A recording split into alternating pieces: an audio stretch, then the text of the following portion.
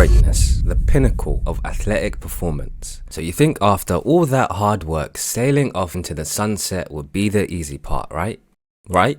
Conor McGregor undoubtedly is the best thing that's ever happened to the UFC, at least if you're looking at the total pay-per-view sales he's brought in for the company, holding 8 out of the 10 highest grossing pay-per-view events in the history of the UFC. But then, how did such a huge star, who had all the admiration of MMA fans and even broke through to mainstream influence, lose everything? Cocaine. It wasn't just cocaine. It was a lot of cocaine. In February of 2013, Dana White and the UFC signed Conor McGregor, and he would then go on to make his debut for the company in April of 2013, getting a first round stoppage. And it still being early in Conor's career, his next few fights were against run-of-the-mill opponents and journeymen. And let's just look up the name of the person he fought in his second fight. Max Holloway. Oh, I stand corrected. It's crazy to think that in Conor's second fight in his UFC career, it would be against a future Hall of Famer, eventually beating Max on the scorecards. And hey, I don't want to make the same joke twice, but just a few fights later, he would literally fight against Dustin Poirier,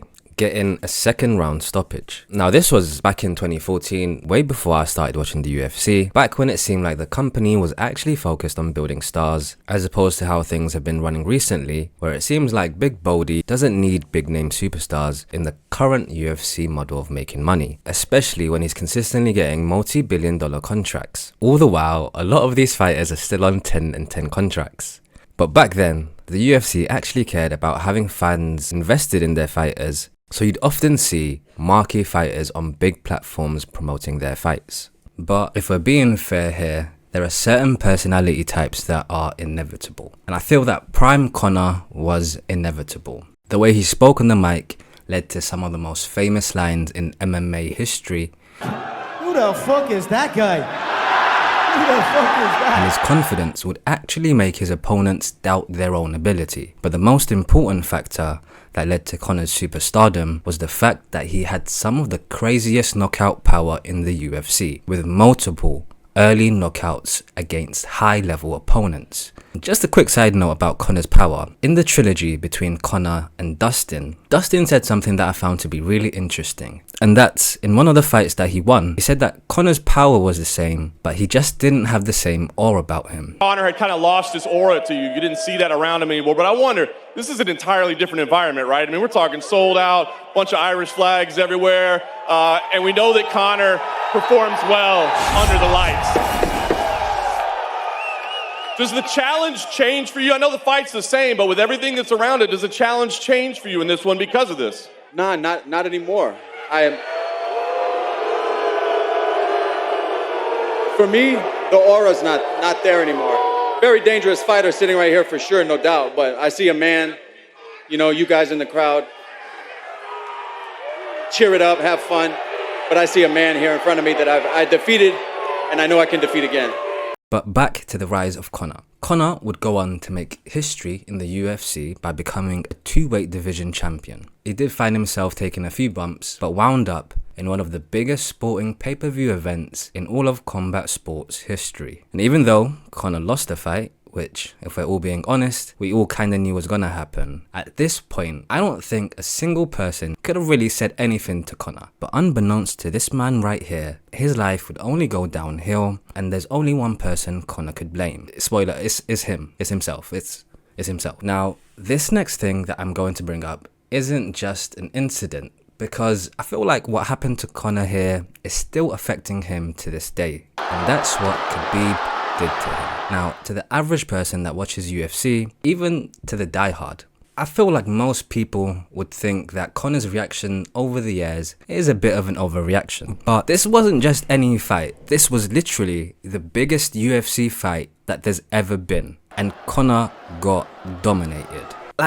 He got dropped by Khabib. Who gets dropped by Khabib? There were extended periods of the fight where Conor was losing on the feet and then eventually got tapped. Now, losing a fight in of itself isn't a bad thing. The problem here isn't losing, it's the fact that almost a decade later, he still hasn't gotten over it, which might have been caused by the next problem. Proper 12 is an Irish whiskey company that McGregor had majority stake in. In 2018, the founders of Proper 12 sold their shares for a whopping $600 million, and Conor took home around $100 million from the Proper 12 acquisition. And I mean, if we're being honest, that's cause for celebration.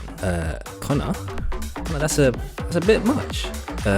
Conor's that a midget? Now, the first cause of genuine concern that we all had for Conor McGregor was seeing that video of him punching an old man in Dublin. Back in April of 2019, the notorious Conor McGregor found himself in the Marble Arch pub in Dublin and offered an elderly man a glass of Proper 12, to which the man declined. And understandably, Conor punched him in the face. I'm not even sure this is top 3 worst things Conor's done. You see how I said earlier that Conor McGregor didn't really fully recover from the fight against Khabib? Because of that, you would occasionally see Conor going on a string of cocaine-induced Twitter rampages. But one day, he took things a little too far, posting 15 minutes, I done Aldo 15 seconds. Show your wife, nigga. Show your kids, nigga. Cousin motherfucking hiding motherfucker. Show us you and your cousin's kids together because we have kids in Ireland that wanna smoke them in competition. Where's your offspring? We can't wait to see them. Ireland versus Dagestan. The best of Dagestan's offspring. Dagestan, what do we think? Is this true? Who's next? Cause Fatso with a coach whistle won't fight. Who the fuck designated this fat bitch as master father? Certainly not his own father, Abdul Manap, and they all know it in Dagestan. It was difficult even reading that out, let alone actually posting it. And then when you factor in the amount of allegations of sexual abuse against him, which I think is a bit too heavy of a topic to go into in this video, it really does seem like Conor McGregor ruined his legacy. Partying is weakness for the soul, my friend, so I try and avoid it. Whatever you do, you've got to be a little bit gone to it. You're not all there. You've got to be almost insane to your craft. Not a lot of people can understand that. That's why I don't know about nothing else. I do not pay attention to nothing else. There was games of football on yesterday, there was rugby, there was this, there was that. And like normal society is like, let's talk about this and let's engage in this. And I can't do it. I just don't, people are talking to me and in my head I'm counting something. I'm counting up a number, or I'm knee deep in a sequence on the mat or on the feet. That's my life, sequences and numbers, nothing else. I cannot pay attention to nothing else.